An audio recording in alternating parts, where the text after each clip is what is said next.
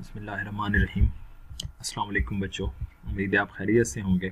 जैसा कि आपको याद होगा कि हमने पिछले लेक्चर में एप्लीकेशन ऑफ गाजेस लॉ को स्टार्ट किया था।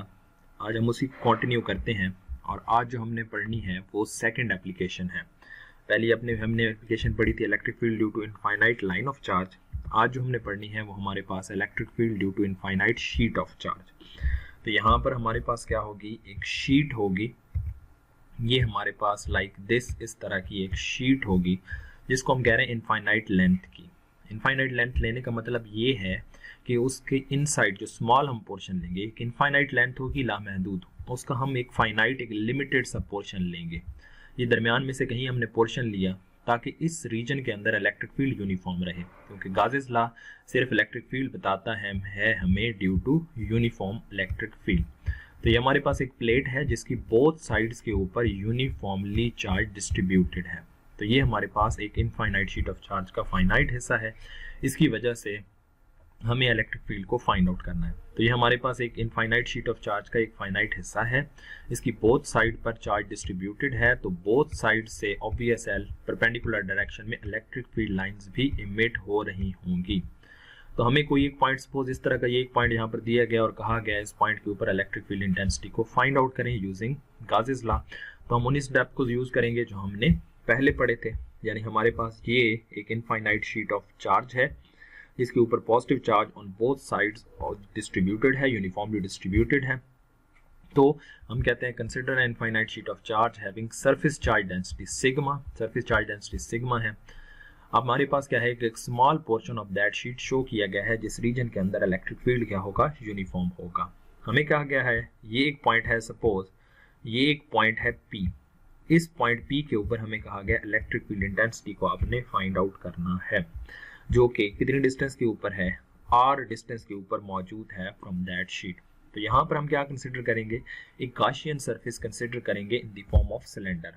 ये आपको एक सिलेंडर नजर आ रहा होगा। ये हमने गाशियन सरफेस इमेजिन की। अब आपको याद होगा हमने कहा था गाशियन सरफेस एक इमेजिनरी सरफेस है जो आपके पास उस पॉइंट में से पास होगी जहां पर इलेक्ट्रिक फील्ड इंटेंसिटी को हमने कैलकुलेट करना है। तो यहाँ पर हमने गाशियन सरफेस इमेजिन की in the form of cylinder.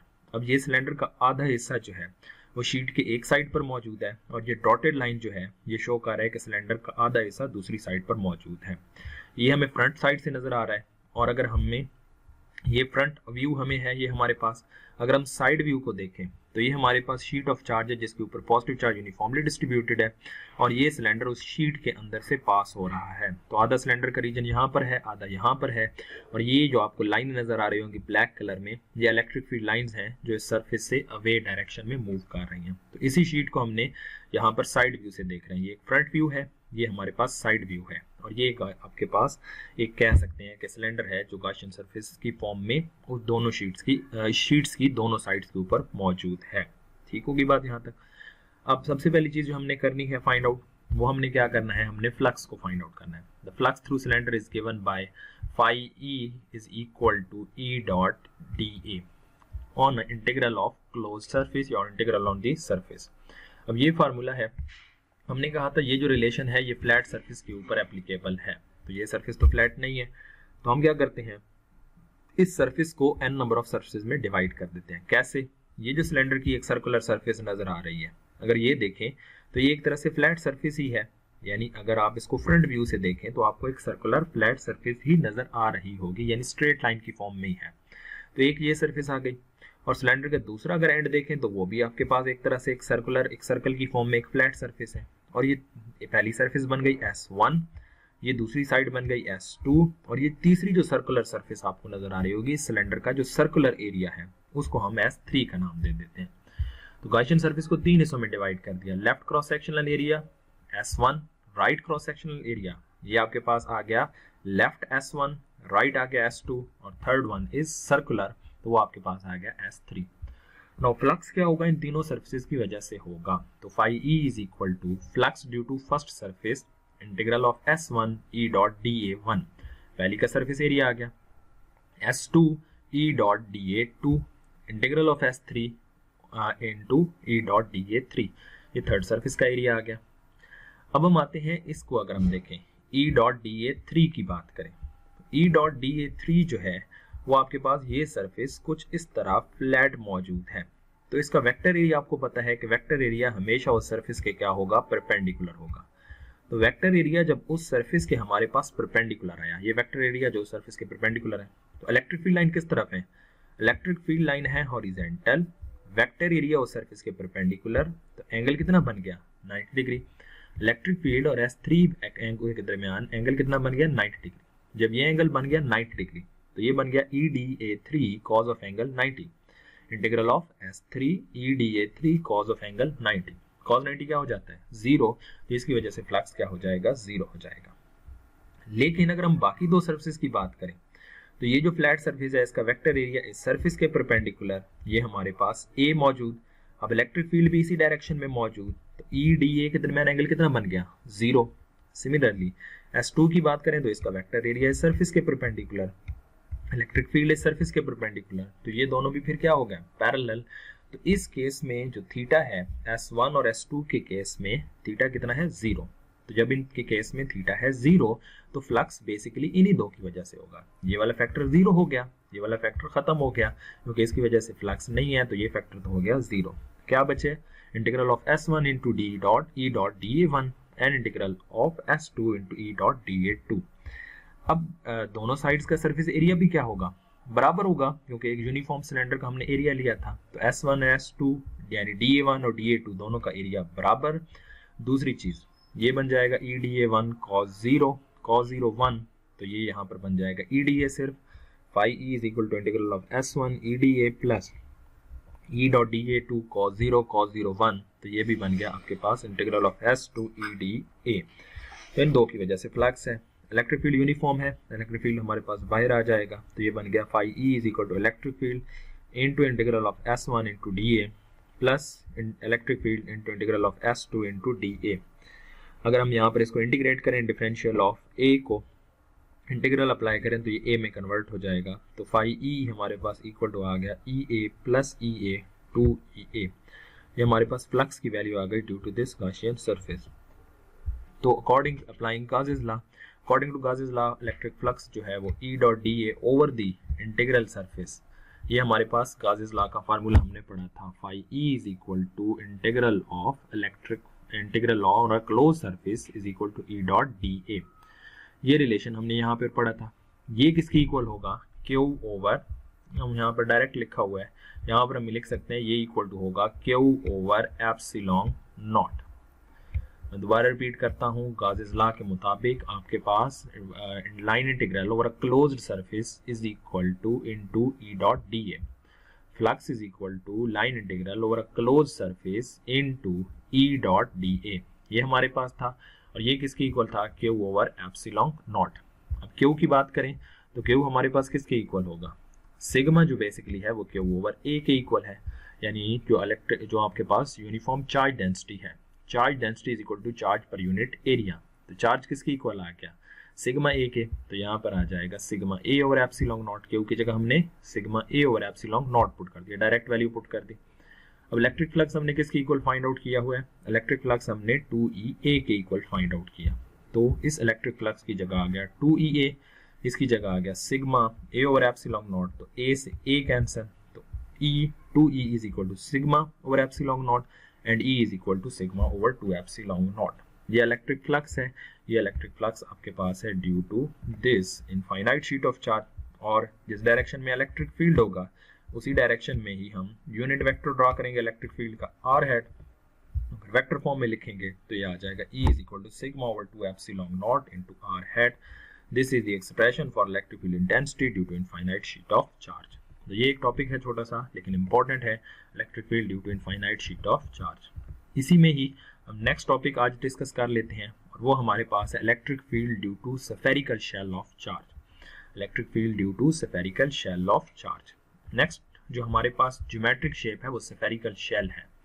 अब स्फेरिकल शेल क्या है, a 2 dimensional part of sphere is called shell. 2 dimensional part of sphere, यानी आपके पास एक 3 डायमेंशन में अगर ये स्फीयर मौजूद है, एक स्फेरिकल शेप मौजूद है, तो इसको अगर आप कट कर दें सेंटर से आप कट कर दें। सेंटर से कट करने के बाद, यानी अगर आपके पास एक क्रिकेट बॉल है, क्रिकेट बॉल को दरमियान से काट दें, तो ये दरमियान से कटी हुई सरफेस है, अब वो एक आपको इस तरह की एक फ्लैट सरफेस नजर आएगी। अब ये फ्लैट सरफेस आपके पास क्या कहलाएगी? शेल कहलाएगी। लाइक दिस, ये आपको एक फ्लैट सरफेस जो है वो शेल की फॉर्म में नजर आएगी। इसके ऊपर पॉजिटिव चार्ज यूनिफॉर्मली डिस्ट्रीब्यूटेड है और आपने इस शेल की वजह से इलेक्ट्रिक फील्ड इंटेंसिटी को फाइंड आउट करना है। यानी हमने क्या करना है? Electric field intensity due to spherical shell of charge. इसके ऊपर पॉजिटिव चार्ज डिस्ट्रीब्यूटेड है, इसमें से electric field line outward direction में इमिट हो रही है। इसका जो रेडियस है वो हम लिख देते हैं जी कैपिटल आर। तो consider a spherical shell of radius r which have a charge q with constant surface charge density sigma. Surface charge density is given by sigma is equal to q over a. यहाँ पर q is the charge, a is the area, the charge per unit area is surface charge density. Area of this, मैंने कहा था ना, ये जो part आपके पास आपको कैसा नजर आएगा? लाइक आपको एक स्फेरिकल, एक स्फीयर का एक एंड नजर आएगा। तो एरिया ऑफ द स्फीयर जो होता है, एरिया ऑफ द स्फीयर का फार्मूला आपके पास है 4 पाई आर स्क्वायर। ये आर क्या है? Radius of this spherical shape. This shell का जो रेडियस है दैट इज आर। तो यहाँ से आ गया a is equal to pi r square, तो ये उधर चला जाएगा, तो q is equal to pi r square into sigma. ये आपके पास रिलेशन आ चुका है चार्ज का for a spherical shell of charge. Next दो थ्योरम्स हैं जिनको हमने यहाँ पर प्रूव करना है। A uniform spherical shell of charge behave for all external point as its charge were concentrated at its center. कहता है अगर ये एक शेल ऑफ चार्ज है like this, ये एक शेल ऑफ चार्ज था जिसके ऊपर पॉजिटिव चार्ज यूनिफॉर्मली डिस्ट्रीब्यूटेड था, तो अगर इसके आसपास कहीं पर भी आप कोई पॉइंट ले लें, इसके आसपास कहीं पर भी एक पॉइंट ले लें, तो ये जो स्फेरिकल शेल ऑफ चार्ज है उन पॉइंट्स के लिए पॉइंट चार्ज के तौर पे फोर्सेस एक्सर्ट करेगा, यानी पॉइंट चार्ज के तौर पे एग्जिस्ट करेगा। मैं दोबारा रिपीट करता हूं कि अगर आपके पास एक यूनिफॉर्म शेल ऑफ चार्ज है तो अपने इर्द गिर्द तमाम पॉइंट्स के लिए वो किसके तौर पे बिहेव करेगा? वो बिहेव करेगा एज अ पॉइंट चार्ज। अब हम आते हैं इसी पॉइंट की तरफ। हम ये कहते हैं कि ये हमारे पास, ये जो हमें नजर आ रहा है, ये हमारे पास स्फेरिकल शेल ऑफ चार्ज है। ये हमारे पास स्फेरिकल शेल ऑफ चार्ज, ये जो आपको डार्क लाइन से नजर आ रहा होगा, this is spherical shell of charge. Just a minute बच्चों, this is spherical shell of charge. इसके ऊपर पॉजिटिव चार्ज यूनिफॉर्मली डिस्ट्रीब्यूटेड, इसका रेडियस आर है, हमें आउटसाइड का है, किसी भी पॉइंट पर ले लें तो ये एक आपके पास पॉइंट चार्ज के तौर पे बिहेव करेगा। तो सपोज हमने यहाँ पर एक पॉइंट ले लिया P, और यहाँ पर फिर हमने क्या ड्रा की? एक स्फेरिकल गाशियन सरफेस ड्रा कर दी, स्फेरिकल गाशियन सरफेस ड्रा कर दी जैसे हम करते हुए आ रहे हैं। तो consider a point P outside the shell, we want to find out the electric field intensity due to charge distribution. हमने इस पॉइंट P के ऊपर इलेक्ट्रिक फील्ड इंटेंसिटी को फाइंड आउट करना है, but for this we consider a Gaussian surface of radius small r that is greater than capital R। तो यहाँ पर हमने एक गाशियन सरफेस इमेजिन की जिसका रेडियस है स्मॉल r। क्लियर है की बात यहाँ तक? अब गाउस लॉ हमने पढ़ा हुआ है कि line integral over a closed surface is equal to into E dot dA is equal to Q over epsilon not.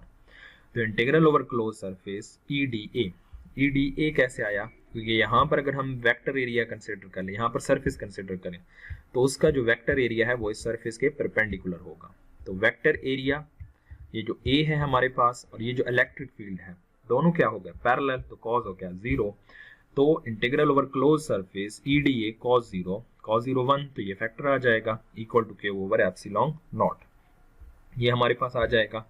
Electric field uniform है, इसको हमने बाहर ले लिया, तो ये बन गया integral over close surface DA is equal to Q over epsilon naught. तो अगर हम ये जो गाशियन सरफेस हमने इमेजिन की है स्फेरिकल, इस स्फेरिकल गाशियन सरफेस की हम बात करें तो DA एरिया आ जाएगा, area of sphere 4 pi r square, तो E इंटू 4 पाई r स्क्वायर Q और एप्सिलॉन नॉट। ये 4 पाई r स्क्वायर नीचे चला जाएगा, तो ये बन जाएगा E इज इक्वल टू, हमने 4 पाई एप्सिलॉन नॉट को अलग कर लिया, E is equal to 1 over 4 pi epsilon naught Q over r square. अब अगर हम इस फार्मूले को गौर से देखें तो ये फार्मूला हम पहले भी पढ़ चुके हैं ड्यू टू पॉइंट चार्ज। यही सेम फार्मूला हमने पढ़ा था ड्यू टू पॉइंट चार्ज, और यही हमारे पास फार्मूला आया आउटसाइड एनी पॉइंट के लिए भी जो r डिस्टेंस के ऊपर मौजूद है due to spherical shell of charge electric field का। तो इसका मतलब ये है कि अगर सेम इलेक्ट्रिक फील्ड दे रहा है तो ये हमने प्रूव कर दिया कि जो uniform spherical shell of charge है वो तमाम एक्सटर्नल पॉइंट्स के लिए पॉइंट चार्ज के तौर पे बिहेव करेगा। ये हमने पॉइंट लिया आउटसाइड। अब बात करते हैं इनसाइड पॉइंट की। तो uniform spherical shell of charge exert no electrostatic force on a charge particle placed inside the shell. अगर इनसाइड दी शेल कोई पॉइंट प्लेस करेंगे, कोई चार्ज प्लेस करेंगे, तो यूनिफॉर्म शेल ऑफ चार्ज उसके ऊपर कोई फोर्स एक्सर्ट नहीं करेगा। यानी शेल के अंदर अगर कोई पॉइंट मौजूद है, उस पॉइंट पर आपने चार्ज रखा, तो वहां पर वो किसके तौर पे बिहेव करेगा, वो वहां पर उसके ऊपर कोई फोर्स एक्सर्ट नहीं करेगा। तो ये हमारे पास शेल था जिसके ऊपर पॉजिटिव चार्ज यूनिफॉर्मली डिस्ट्रीब्यूटेड है। अब याद रखिएगा बच्चों कि चार्ज हमेशा सरफेस के ऊपर मौजूद होता है, inside of any charge surface कोई चार्ज मौजूद नहीं होता। तो ये सारा जो पॉजिटिव चार्ज है वो आउटसाइड मौजूद होगा। तो इनसाइड द शेल हमने ये एक पॉइंट लिया P। यहाँ पर इलेक्ट्रिक फील्ड इंटेंसिटी हमने फाइंड आउट करना है। तो यहाँ पर हमारे पास ये एक पॉइंट था जहाँ पर हमने एक स्फेरिकल गॉसियन सरफेस ली जिसका रेडियस है small r and that is small r is less than capital R। तो हमारे पास स्फेरिकल शेल ऑफ चार्ज, उसके इनसाइड हमने एक पॉइंट P लिया। यहाँ पर इलेक्ट्रिक फील्ड इंटेंसिटी को फाइंड आउट करना था, तो हमने एक गॉसियन सरफेस इमेजिन की in the form of sphere, और उस पॉइंट के ऊपर हमने यहाँ पर एक पॉइंट लिया जिसका रेडियस है, जो गॉसियन सरफेस का रेडियस है small r and that is less than capital R। Then again उसी तरह Gauss's law, integral over close surface E dot dA is equal to Q over epsilon naught. क्या inside कोई charge मौजूद होगा?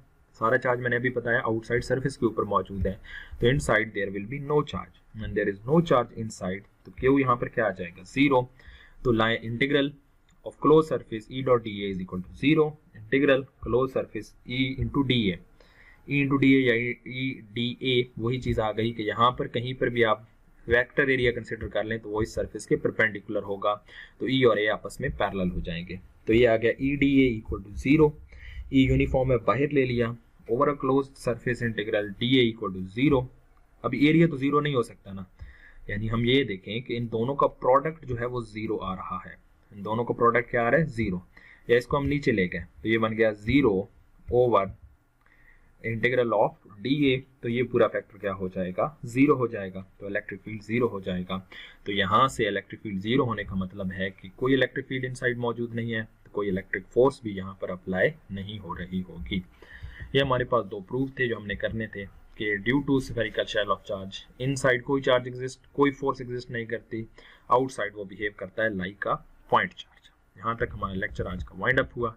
ये हमारे पास थी मजीद 2 एप्लीकेशन ऑफ गासेस लॉ, अभी 1-2 और रहती हैं, इंशाल्लाह उसको फिर हम नेक्स्ट लेक्चर में डिस्कस करेंगे। तब तक के लिए अल्लाह हाफ़िज़।